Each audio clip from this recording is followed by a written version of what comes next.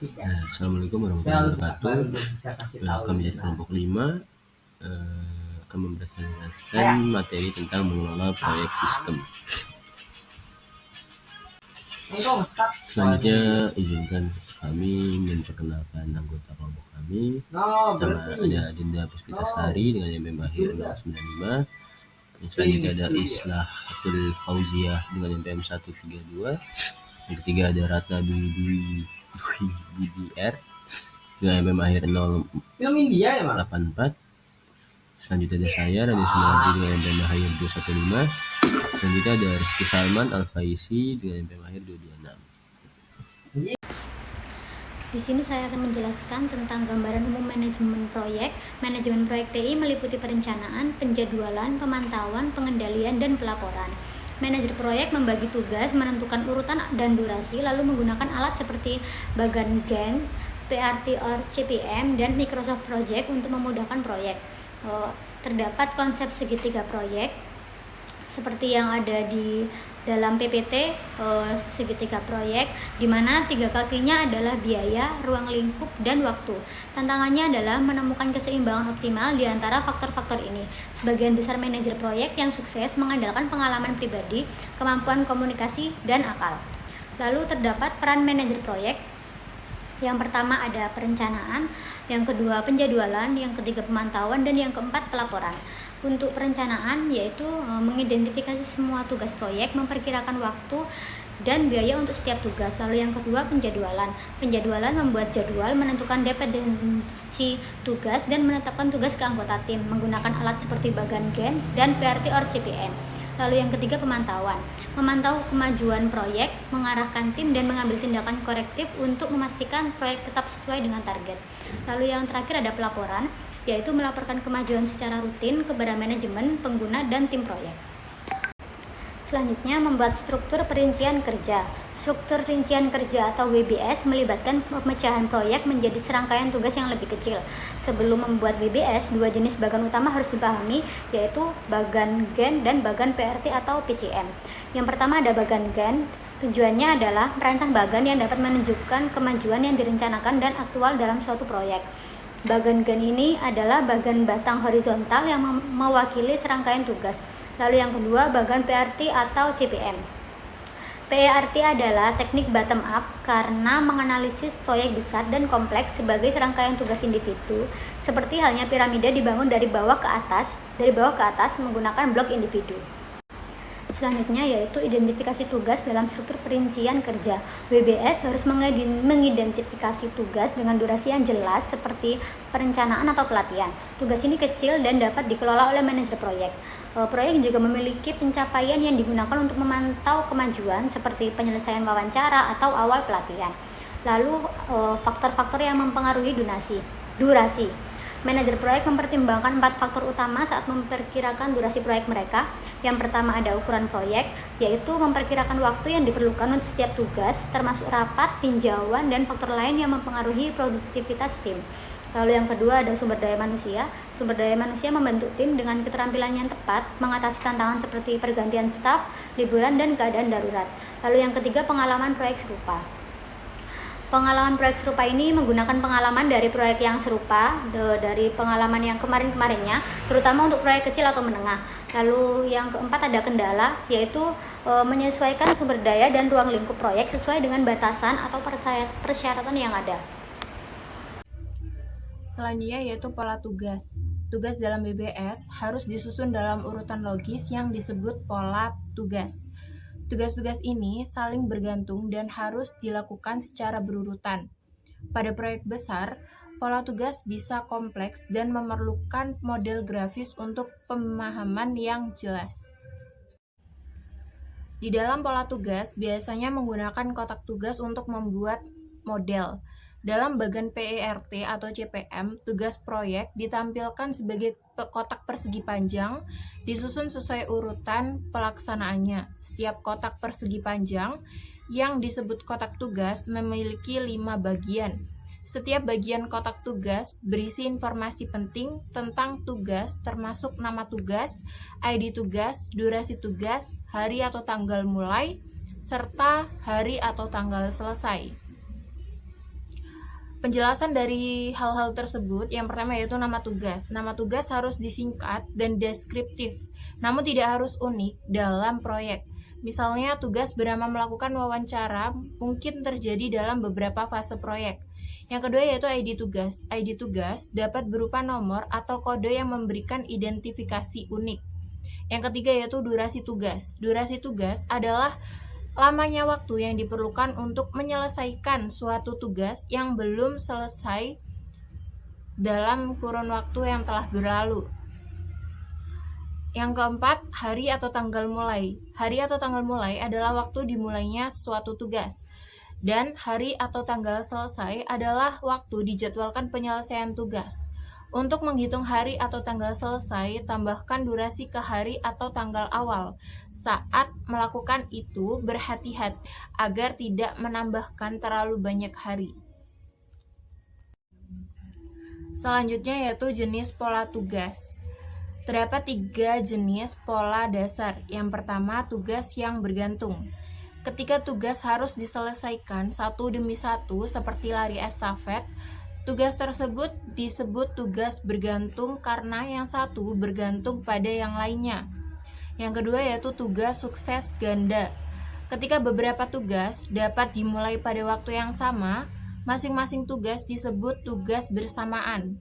Seringkali 2 atau lebih tugas yang bersamaan bergantung pada satu tugas sebelumnya yang disebut tugas pendahulu. Dalam situasi ini, setiap tugas yang bersamaan disebut tugas penerus. Dan yang terakhir yaitu tugas predesesor ganda. Misalkan bahwa suatu tugas memerlukan 2 atau lebih tugas sebelumnya yang harus diselesaikan sebelum dapat dimulai. Selanjutnya yaitu bekerja dengan pola tugas kompleks. Ketika beberapa pola tugas digabungkan, faktanya harus dipelajari dengan sangat berhati-hati untuk memahami logika dan urutannya. Jadwal proyek tidak akan akurat jika pola tugas yang mendasarinya salah. Selanjutnya yaitu jalur kritis. Pola tugas menentukan urutan pelaksanaan tugas tersebut. Sekali tugas urutannya telah ditentukan, dan biasanya manajer proyek dapat menjadwalkan tugas dan menghitungnya jalur kritis. Jalur kritis adalah serangkaian tugas yang jika ditunda akan berdampak pada tanggal penyelesaian keseluruhan proyek. Jika ada tugas di jalur kritis yang tertinggal dari jadwal tersebut, seluruh proyek akan tertunda. Selanjutnya yaitu pemantauan dan pengendalian proyek.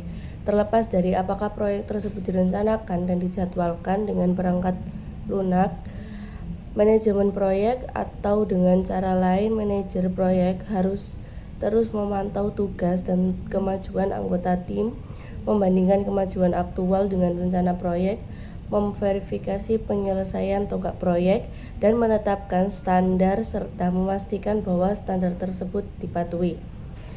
Selanjutnya ada teknik pemantauan dan pengendalian. Untuk membantu memastikan bahwa standar kualitas terpenuhi, banyak manajer proyek menetapkan walkthrough terstruktur.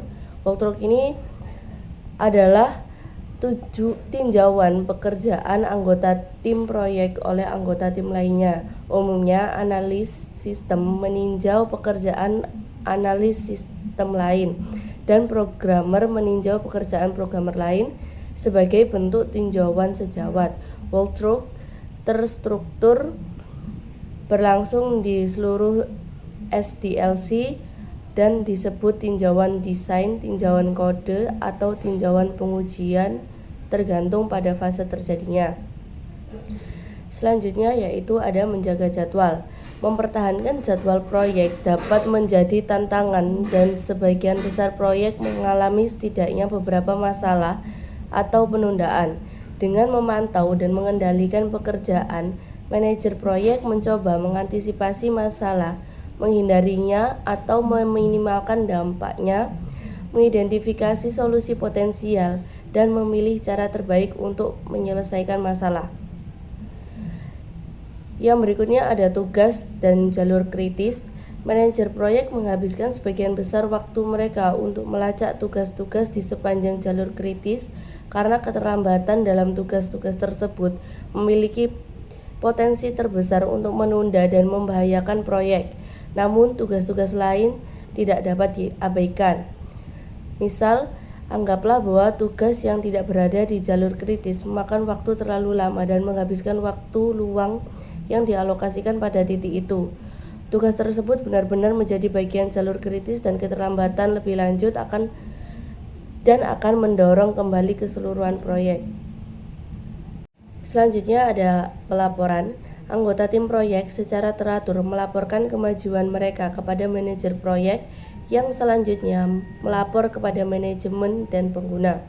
Manajer proyek mengumpulkan, memverifikasi, mengatur, dan mengevaluasi informasi yang diterimanya dari tim.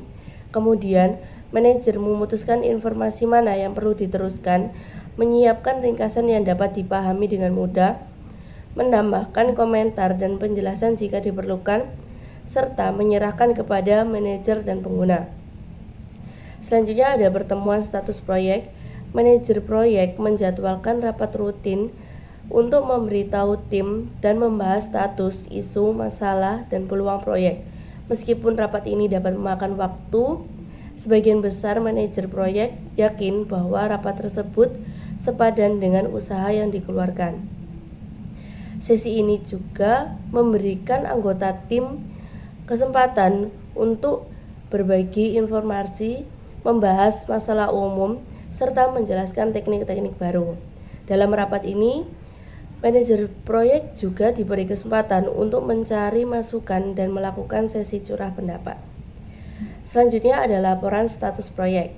Seorang manajer proyek harus melapor secara berkala terhadap atasannya, manajemen atas, dan pengguna. Meskipun laporan kemajuan dapat diberikan secara lisan kepada atasan langsung, laporan kepada manajemen dan pengguna biasanya tertulis. Bahkan sering disertakan dalam laporan kemajuan untuk menunjukkan status proyek secara grafis. Yang selanjutnya ada menangani masalah. Memutuskan cara menangani potensi masalah bisa jadi sulit. Pada titik manakah manajemen harus diberitahu terkait dengan kemungkinan kelebihan biaya, keterlambatan jadwal, atau masalah teknis. Di satu sisi ekstrim adalah manajer proyek yang terlalu berhati-hati yang memberitahu manajemen tentang setiap potensi hambatan dan sedikit keterlambatan. Bahayanya adalah manajer kehilangan kredibilitas dalam jangka waktu tertentu, dan manajemen mungkin akan mengabaikan situasi yang berpotensi serius. Di sisi ekstrim lainnya adalah manajer proyek yang mencoba menangani semua situasi sendirian dan tidak memberitahu manajemen sampai masalahnya serius. Pada saat manajemen mengetahui masalah tersebut, mungkin hanya sedikit waktu tersisa untuk bereaksi dan merancang solusi. Tindakan yang terbaik yang dapat diambil oleh seorang manajer proyek terletak pada di antara dua ekstrem tersebut, tetapi mungkin lebih mendekati yang pertama. Jika konsekuensi tidak jelas, analis harus lebih berhati-hati dan memperingatkan manajemen terkait dengan kemungkinan adanya masalah. Saat situasi dilaporkan, jelaskan apa yang sedang dilakukan untuk menangani dan memantau masalah tersebut. Jika situasinya berada di luar kendali analis, disarankan untuk tindakan yang mungkin dapat diambil manajemen untuk menyelesaikan situasi tersebut. Baik, selanjutnya adalah perangkat lunak atau software yang dapat membantu memanage proyek. Jadi manajer proyek menggunakan aplikasi perangkat lunak atau software untuk membantu merencanakan, menjadwal, memantau dan melaporkan suatu proyek. Terdapat banyak aplikasi dalam hal ini seperti Microsoft Project, Gantt, atau Monday.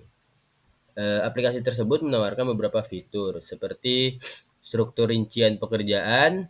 Struktur rincian pekerjaan ini bertujuan untuk mendokumentasikan semua tugas, ketergantungan, tanggal, dan total durasi proyek. Selanjutnya adalah bagan Gantt. Bagan ini terdiri dari batang-batang horizontal yang dihubungkan dengan anak panah yang menunjukkan satuan tugas. Selanjutnya ada diagram jaringan. Diagram jaringan menampilkan informasi yang sama seperti bagan Gantt, tetapi menggunakan kotak tugas agar lebih banyak detail yang dapat dimuat. Yang terakhir ada tampilan kalender. Tampilan kalender merupakan cara yang baik untuk mengelola aktivitas sehari-hari. Ya, oke. Selanjutnya ini mengenai atau terkait manajemen risiko ya, atau risk management pada chapter 3 ini, dimana risiko sendiri adalah peristiwa yang dapat mengenai proyek itu secara negatif atau sebuah usaha ya, project di dalam perusahaan seperti itu, merugikan lah intinya sebuah risiko ini tadi. Nah, manajemen risiko adalah proses mengidentifikasi, menganalisis, mengantisipasi, dan memantau risiko untuk meminimalkan dampaknya terhadap proyek yang dikerjakan oleh perusahaan itu tersebut. Nah, terdapat beberapa dasar tugas dalam risk management yang mencakup 3 hal. Yang pertama terkait dasar dari tugas manajemen risiko ini, kita harus mengembangkan rencana manajemen risiko tersebut. Jadi benar-benar kita kembangkan ya terkait rencana yang akan kita laksanakan atau rencana yang akan kita realisasikan dan diaplikasikan terhadap proyek kita. Terus yang kedua mengenai identifikasi resikonya. Jadi ketika proyek itu sudah terlihat matang tujuan-tujuannya, tapi kita juga harus mengidentifikasi resiko apa aja ketika proyek itu terdapat kegagalan atau suatu kesalahan di dalamnya gitu. Nah, risiko-risiko tersebut yang harus kita identifikasi. Yang untuk selanjutnya nyambung di poin yang ketiga, setelah risikonya itu tadi ditemukan, kita analisis risikonya. Kira-kira apa yang terjadi, seperti separah apa atau sejauh mana risiko tersebut akan merugikan proyek dari perusahaan itu tersebut. Lalu selanjutnya mengenai tujuan mengenai analisis risiko kuantitatif, di mana tujuan dari analisis ini itu untuk memahami dampak aktual dalam hal dolar ke rupiah, terus dalam hal waktu, terus ruang lingkup proyek ataupun kualitas dari keseluruhannya. Nah, analisis risiko kuantitatif ini dapat melibatkan proses pemodelan yang disebut what if analysis. Jadi bagaimana jika, ya, analisis bagaimana jika. Nah, analisis ini memungkinkan manajer proyek untuk memvariasikan satu atau lebih elemen dalam model untuk mengukur efeknya pada elemen lain. Nah, dalam hal ini terdapat 2 hal yang harus kita perhatikan. Yang pertama terkait kita harus membuat rencana respon risiko terlebih dahulu. Jadi ketika risiko itu terjadi atau risiko itu ada, ditemukan, dan risiko itu berjalan, bagaimana respon kita menanggapinya, bagaimana respon kita mencegahnya, bagaimana respon kita memitigasinya, seperti itu. Lalu yang kedua, memantau terus risiko atau monitor risk. Di dalam hal ini, pantau risiko yang tersebut yang dimaksud adalah memantau segala jenis